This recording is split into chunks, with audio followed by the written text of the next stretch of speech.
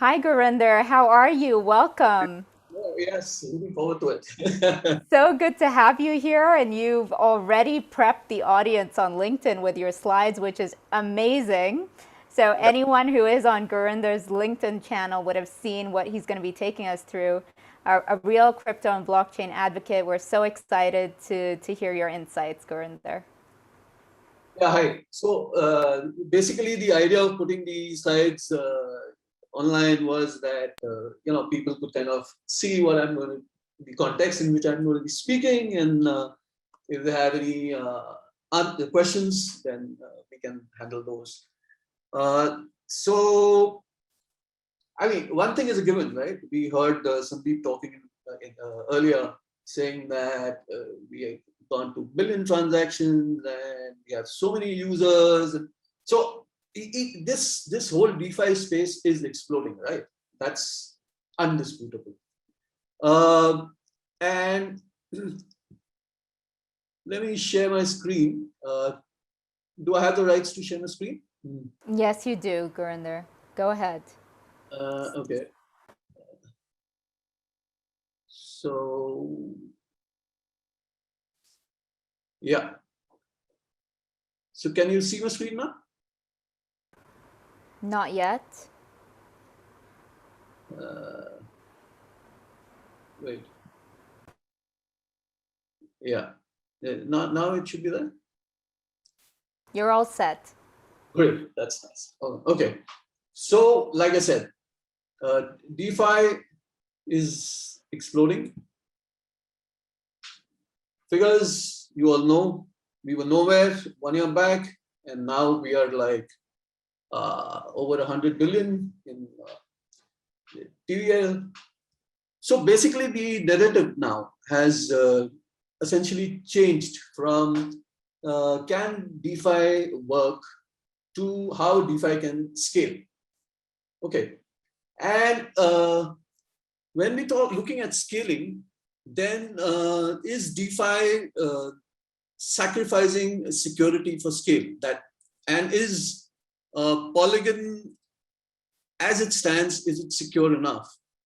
Or so we will see that till now it's been very pragmatically handling the existing technologies of plasma and sidechains to basically achieve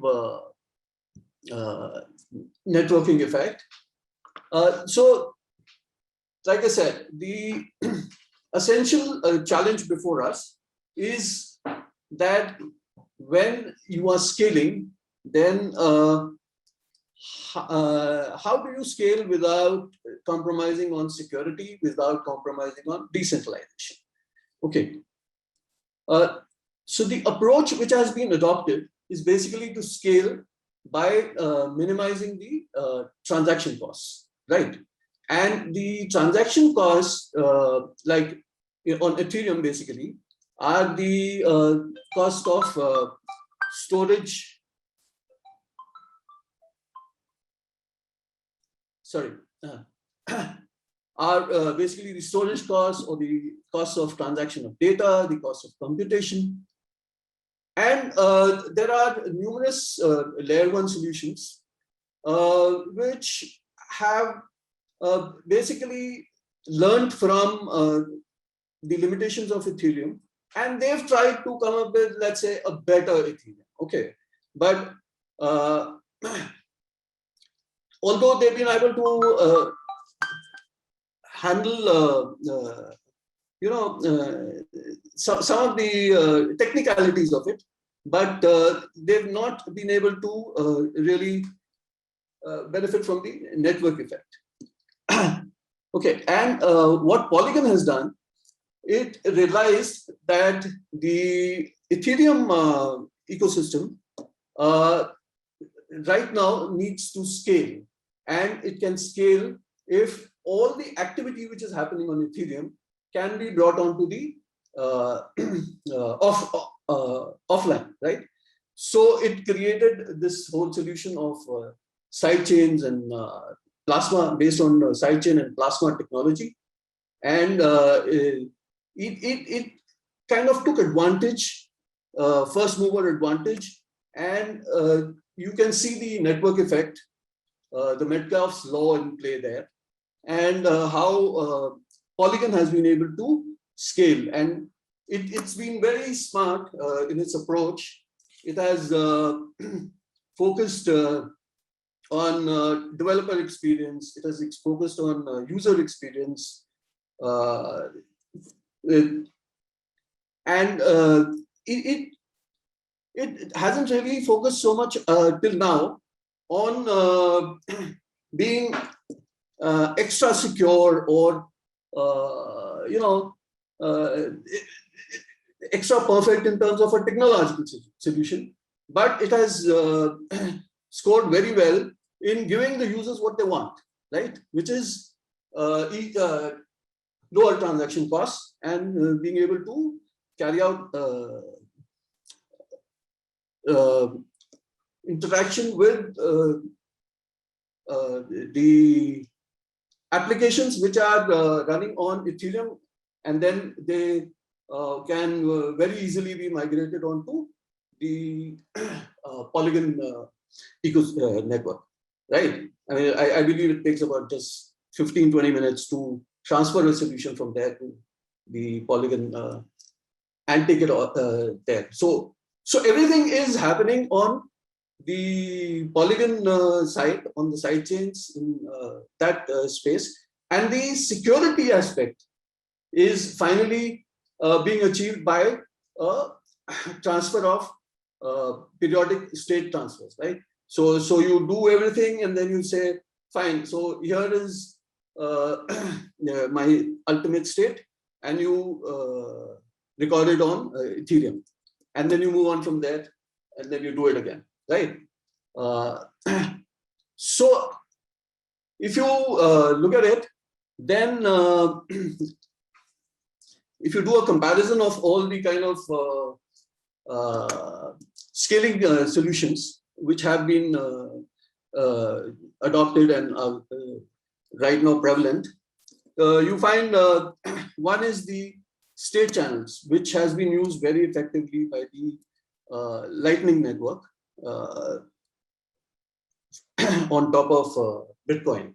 So, but there the limitation is it's mostly one-to-one kind of a relationship. So you can't use it for general purpose scaling, right? For general purpose scaling, Polygon has used sidechains and Plasma. So what they've done is, if you see this screen, this slide, then you notice that in security there are some challenges, major challenges, and in performance, all the scaling technologies have more or less achieved larger data throughputs, and they've been successful there. Usability issues are there in sidechains and in Plasma, and there are some other issues around privacy and so essentially the major limitations of Plasma technology are one, that it is kind of permission, right? Secondly, that it cannot handle smart contracts. So EVM, you say that you are EVM compatible, right? But essentially what you're doing is just doing state transfer. So with that approach, guaranteeing security becomes a major issue, because you're following the concept of gatekeepers, basically, right? So the gatekeepers ensure that all that is happening on layer 2 is correct, and you need to believe that there are no errors, and everything has been checked as far as the transactions are concerned, and everything is in order. And the Ethereum you just commit to Ethereum that everything is fine. You just believe me, right? And you put your state there. It's recorded there. And if there is a problem, then there is a week's time where anybody can challenge the authenticity of those transactions. And if it is proved that any of these transactions is wrong, then you have to undergo the entire, you need to go back to the previous state and rework and check. And you have a provision of penalizing the gatekeeper who's probably made the mistake and things like that. So it's like a very roundabout way of handling it. Okay. So in this, data availability essentially is what causes most of the problems. Okay. So optimistic rollups basically take care of all these problems of sidechain and plasma, basically by because optimistic rollups essentially can handle what they do is they create a kind of a mirror image of the Ethereum EVM at the layer 2, and then the communication between the two, layer 1 and layer 2, is very smooth. So the challenges which existed in plasma and sidechains, like basically the security challenges, they are kind of taken care of in optimistic rollups. But the problem of usability in terms of that if you are proved to be guilty, then what do you do, right? So then you need to again do that rollback of to the previous state of the system, and so there is a delay of about a week to achieve finality, even in the optimistic rollup solution. Okay, and it has not been able to address some of the privacy issues, essentially. Okay, but if you see now with ZK rollups, what you see is that the full security of Ethereum is now you are able to provide that, and how you are able to take care of the data availability issues is by a concept called ZK snaps. Okay, I'll talk about ZK snaps in detail, but and then there is this in ZK rollups. Basically, there is a challenge of the EVM in the layer 1 in Ethereum system not being able to communicate very well with the rollup in at the other end, because this is all in Solidity, and the ZK rollup is basically built around very highly mathematical and technical kind of different kind of ecosystem, and therefore there is a basic challenge of kind of communication between these two, which it needs to be kind of addressed, right? So I said two things. One, I said with the ZK rollups, you are able to achieve the use the full security of Ethereum. Okay, and second I said was that ZK snarks basically give you a capability of being able to communicate that whatever data I am giving you, whatever data is flowing from layer 2 to layer 1 for finality is correct. Okay, and I have the proof that it is correct. Okay, so a good example of the ZK snark would be something like if you, let's say you have a pack of cards, right? And there are 26 black cards in it, and there are 26 red cards, right? Out of 52. So if you pull out one card and without seeing it, you put it on the table, right?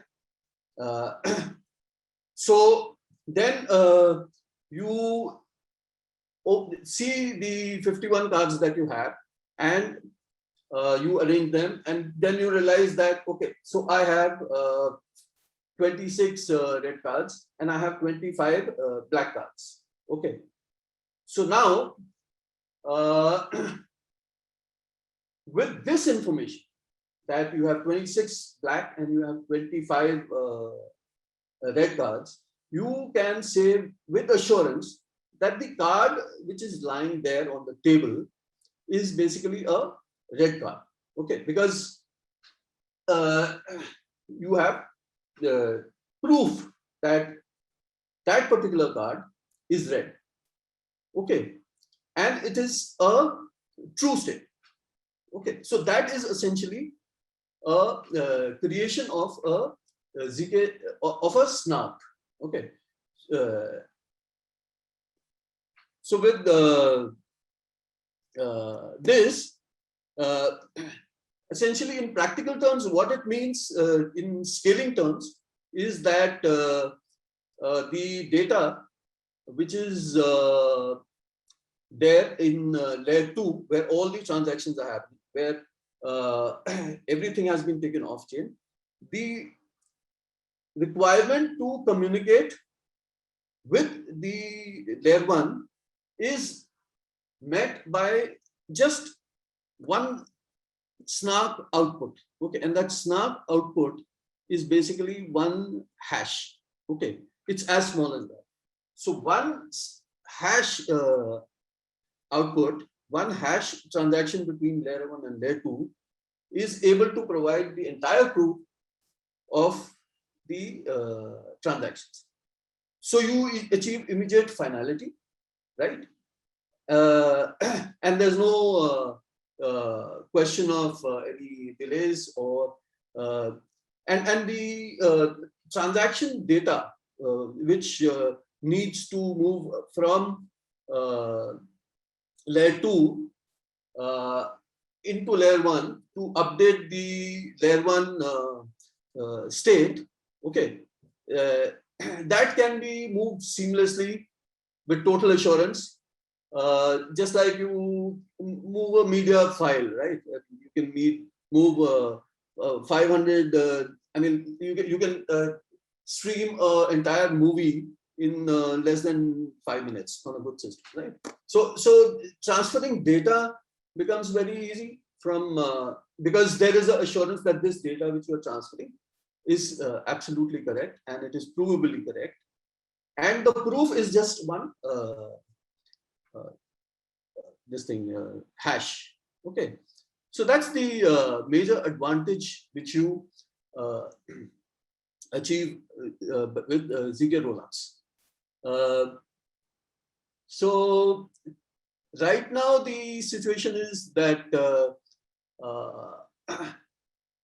ZK Rollups are essentially good for simple payments, exchange, and other very application-specific use cases. But in the longer term, as the ZK Snark technology improves, the ZK rollups will be adopted more and more, essentially because they permit you to do data compression. And now, right now it's okay, but when you are looking at massive scaling in the future, scaling requirements in the future, then you will need to rely on this kind of a technology of assured data transfer and immediate proving and achieving of finality. Okay. So just to give you an example, with the Ethereum 1.5, you will be able to achieve future scaling up to about 1,000 to 4,000 transactions per second. Okay, depending on the kind of problem at hand. But so there, what will happen is that the ZK rollups will prove the will transfer the hash for finality, and the data will be put into one of the Ethereum ETH 2.0 shards. Okay, and with that you will be able to achieve scales of over 100,000 transactions per second. Okay, so bottom line is that with ZK rollups, the advantage of ZK rollups increases exponentially as the need for scaling will increase in the future. Okay, so that's why even with the current limitations, especially I heard Vitalik speaking the other day, and he said that, and in fact Sandeep also was talking about the same thing, that the ZK rollup is the way to go, and Polygon itself is investing almost $1 billion in ZK rollup. They've created a ZK rollup fund, and so to move towards that, this Hermes takeover in July. So before the takeover, the Hermes had plans to basically achieve all these things. They have proven that they can carry out over 2,000. They can create over 2,000 proof generations in a minute. Then their decentralization is they use a interesting way of decentralization, which is proof of donation, which is also something we need to do in Polygon, because Polygon is basically more of a, as of now, is more of a permission kind of a thing, where the proof of stake, the stakeholders, the gatekeepers have a lot of a role to play. ZK EVM is essentially something which Hermes is working on, and they were planning to do the testnet in Q4 of 2021. That's before the takeover, and the mainnet is supposed to be was planned for 2022 Q2, and this is approximately the same time when your Ethereum 2.0 is expected to kind of move on to the completely be operationalized, and so that is a good fit, and that's why the takeover of Hermes makes a lot of sense as far as Polygon is concerned. Essentially, from the perspective of better security for its entire internet of blockchains kind of a dream, and also for scaling up as the requirement increases. Okay. So that's it. I mean, like, if I would say that Polygon is in a kind of a sweet spot where if Ethereum 2.0 with its capacity to scale based on the layer 2 solutions that are being built in this ecosystem, if that succeeds, then Polygon stands to gain. And if the interoperability takes off, and there are better bridging solution technologies, then everybody grows, Ethereum grows, and so does Polygon, right? Thank you. So thanks for sharing, Gurinder. That was very insightful. Maybe since we have a few minutes, I wanted to ask you, what brought you into this space? You know, you seem very passionate about it. What brought you into this space, and then what's your dream for the world? Obviously, there's something behind this that you hope society can gain more from utilizing technology like this. So wanted to know your perspective of what do you feel technology like this and protocols like Polygon can really do for society and the world, and what brought you in the space in the first place? Yeah, so there, I think there Polygon becomes a very small speck in the whole ocean. It's like Polygon is part of, it's married very closely to the Ethereum ecosystem, right? And Ethereum is basically part of the larger blockchain solution. And if you look at blockchain, then blockchain is basically the infrastructure. It's basically the infrastructure which is going to provide you the capacity to move from internet of data to internet of value. Okay. So that's what blockchain is going to be, right? And if you look at blockchain, then that again becomes a small component of the whole exponential change which is happening around us, whether it is in the space of robotics, or in the space of AI, or genetics, or even in energy storage solutions. So blockchain is basically the infrastructure for the tokenization of anything and everything of value which is going to happen. The whole digitization process which we are looking at, which is happening exponentially, it needs to be seen in context of the overall exponential change which is happening in the society, and which is very difficult to fathom. We have a tendency of looking at things from a very, very linear kind of a perspective. But today, what is happening in the world is entirely different. The change is very exponential, and you just need to look at it in the right perspective.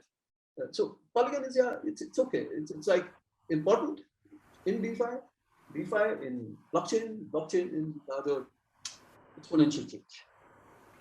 Thank you so much, Gurinder. We're at the half an hour mark. We are truly moving into an exponential era, and we're happy that people like you are open to share your knowledge with the community so we can all move forward. Thank you so much for your time.